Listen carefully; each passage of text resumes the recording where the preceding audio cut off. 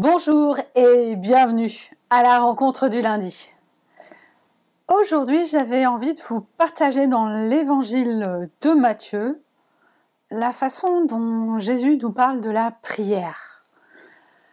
La prière, c'est à la fois quelque chose d'évident parce que c'est ce qui nous relie à Dieu et en même temps, ça reste un exercice qui parfois nous est difficile ou que l'on peut avoir tendance à mettre de côté.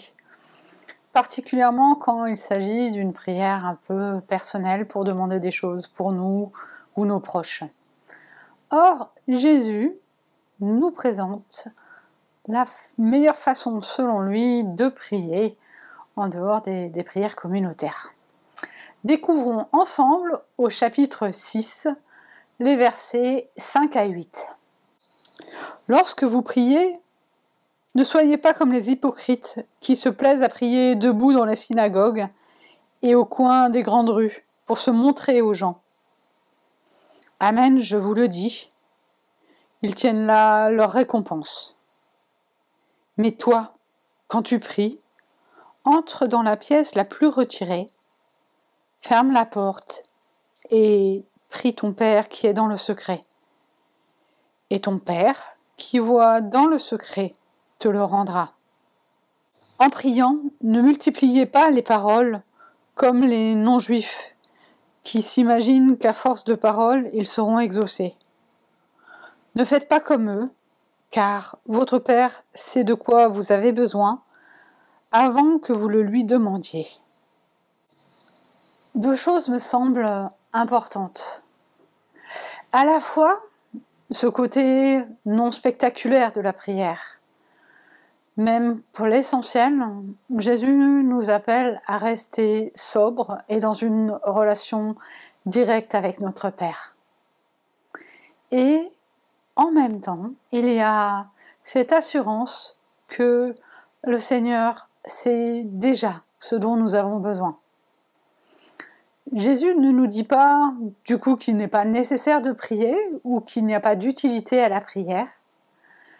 Il ne nous dit pas non plus que parce que nous marchons à sa suite, nous avons l'assurance que tout fonctionnera et que nous serons exaucés.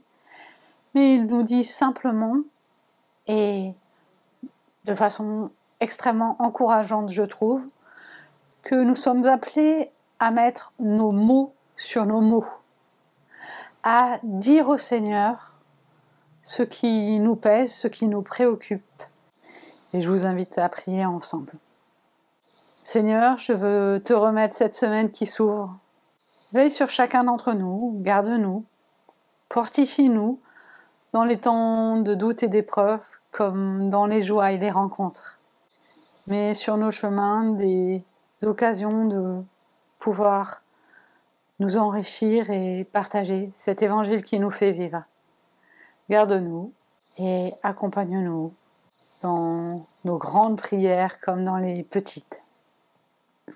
Avec les mots que ton Fils nous a enseignés, je veux te dire, Notre Père qui es aux cieux, que ton nom soit sanctifié, que ton règne vienne, que ta volonté soit faite sur la terre comme au ciel. Donne-nous aujourd'hui notre pain de ce jour.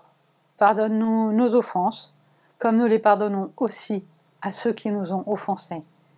Et ne nous laisse pas entrer en tentation, mais délivre-nous du mal, car c'est à toi qu'appartiennent le règne, la puissance et la gloire, au siècle des siècles.